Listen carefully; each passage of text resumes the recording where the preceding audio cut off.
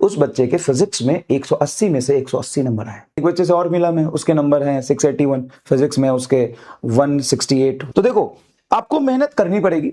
जितना समय आप अपने आप को दोगे, अपनी पढ़ाई को दोगे, बाकी दुनिया से हटा के, जैसे बाकी दुनिया में क्या चल रहा है, आपके दोस्त क्या कर रहे हैं, बाकी लोग क्या कर रहे हैं, तभी आपका सिलेक्शन होगा। आपका सिलेक्शन मेरे से पढ़ने से नहीं होगा, आपका सिलेक्शन ऑनलाइन पढ़ने से, यकीन बैच में पढ़ने से नहीं होगा, बिल्कुल नहीं होगा। यकीन बैच में पढ़ने से आपका सिलेक्शन ना ही ऑफलाइन में जाने से होगा। आपका सिलेक्शन कहीं भी XYZ पढ़ने से नहीं होगा। आपका सिलेक्शन अगर होगा तो वो खुद को टाइम देने से होगा। आप पढ़ने के बाद कितना देर क्वेश्चंस के साथ बिताते हो, और क्वेश्चन के साथ बिताने के लिए नंबर ऑफ रिलेवेंट क्वेश्चंस भी चाहिए होगा। ऐसा नहीं कि आप गलत डायरेक्शन में चलो।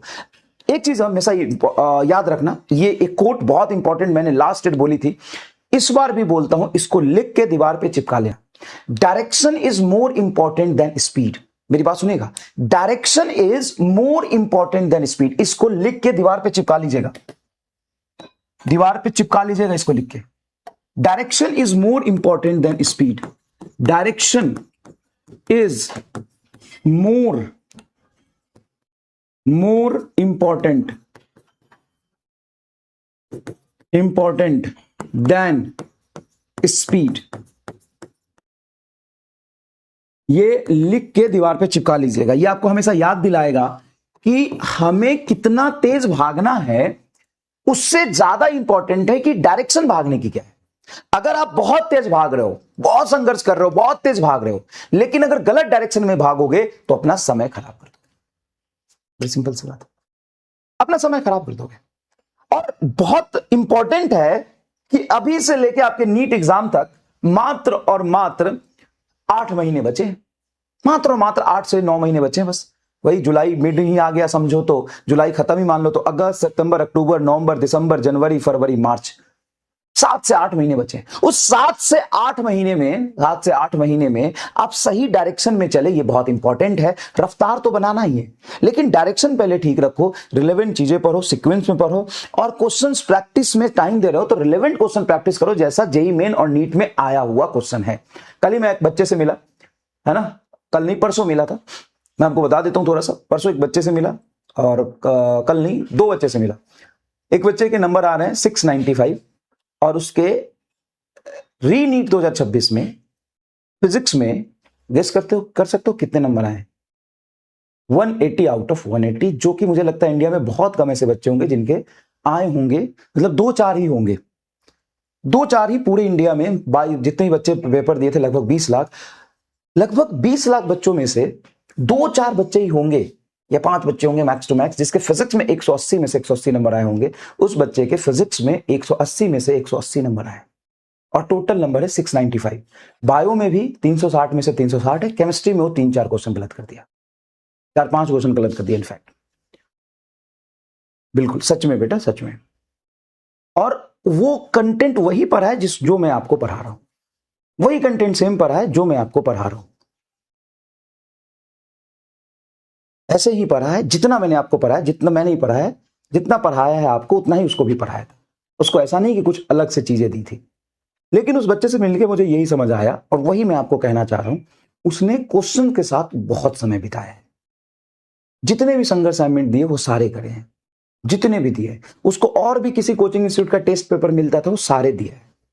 बहुत बहुत बहुत ज्यादा वो समय बिताया है क्वेश्चंस के साथ, बहुत ज्यादा। उसके जीवन में पढ़ाई के अलावा और कुछ नहीं था। वो कोई चीज के बारे में दुनिया में नहीं जानता है, सिर्फ उसने पढ़ा है। नाम भी बता दूंगा समय आने पर। एक बच्चे से और मिला मैं, उसके नंबर हैं 681, फिजिक्स में उसके 168 170 के आसपास। तो भाई ऐसा है कि आपको मैं ये नहीं कह रहा हूं कि आपको 180 लाने हैं, आपको मैं ये कह रहा हूं कि तुम्हें गवर्नमेंट कॉलेज तक जाना है। हाँ, कैसे जा सकते हो? गवर्नमेंट कॉलेज तक जाने के लिए ऐसे पेपर में भी तुमको 600 के अराउंड मार्क्स चाहिए। अब कैसे आएगा 600 के अराउंड मार्क्स? उस पर काम करो, मैं बस एक एग्जाम्पल बता रहा हूं।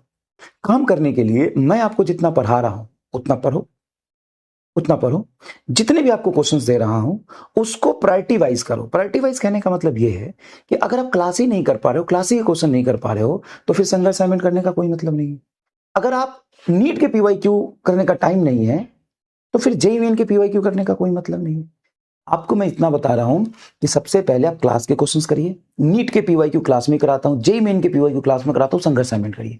इतना आप पूरा कर लोगे ना, chapter by chapter, chapter by chapter, chapter by chapter, उसके बाद ढंग से रिवीजन करो, इधर उधर भागने के बजाय पहले रिवीजन करो जो तुमने पढ़ लिया है, कंसेप्ट बिल्डअप करते चलो और फिर देखो तुम्हारा इंप्रूवमेंट कैसे होता है।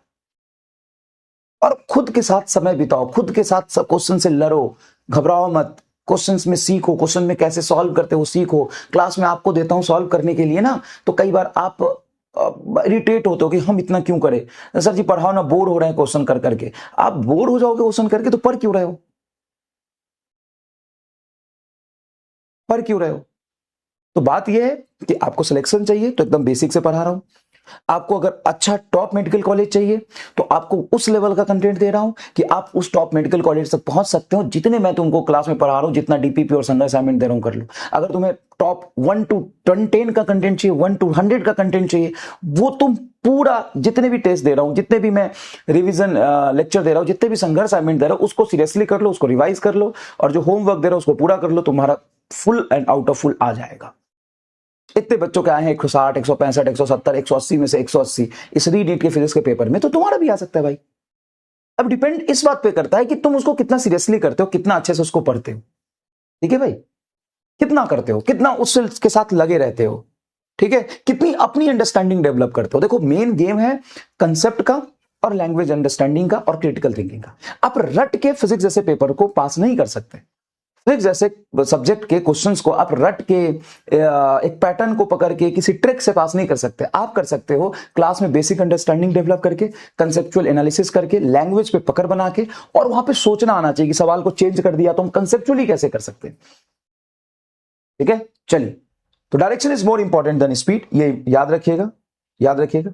वो अब बच्चे, अरे अच्छा अब बच्चे पूछ रहे कि वो ड्रॉपर था कि फ्रेशर, तो पढ़ा इसी बैच से था और वो लक्ष्य का स्टूडेंट था, मतलब लक्ष्य भी पढ़ा था और यकीन से उसने 11th वाला पार्ट और 12th वाला पार्ट यकीन से किया था 12वीं का बच्चा, लेकिन यकीन से 11th और कुछ 12th के पार्ट उसने किए थे। ठीक है, चलिए, लेकिन लक्ष्य के बैच से ही पढ़ा था, वो फ्रेशर था वैसे।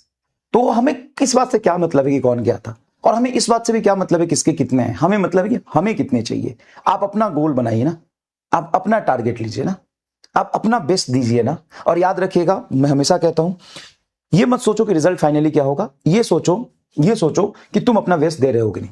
तुम्हारे लाइफ एक अलग है, तुम्हारा लाइफ सबसे अलग है, तुम खुद में एक यूनिक हो, और तुम्हारा जर्नी भी अलग है, तुम्हारा मंजिल भी अलग होगा। पर किस बात से पड़ता है कि तुम अपने जर्नी में अपना 100% दे पाते हो कि नहीं, अपना बेस्ट दे पाते हो कि नहीं। कभी भी दूसरे से कंपेयर मत करो, ऐसे कंपेयर करोगे तो मैं भी किसी और से कंपेयर करता हुआ दुखी रहूंगा। मैं किसी को भी किसी से कंपेयर नहीं करना चाहिए। आप अपने लाइफ में अपना बेस्ट दीजिए और खुश रहिए। ठीक है, आपका किया गया मेहनत आप तक लौट के जरूर आएगा। बात खत्म।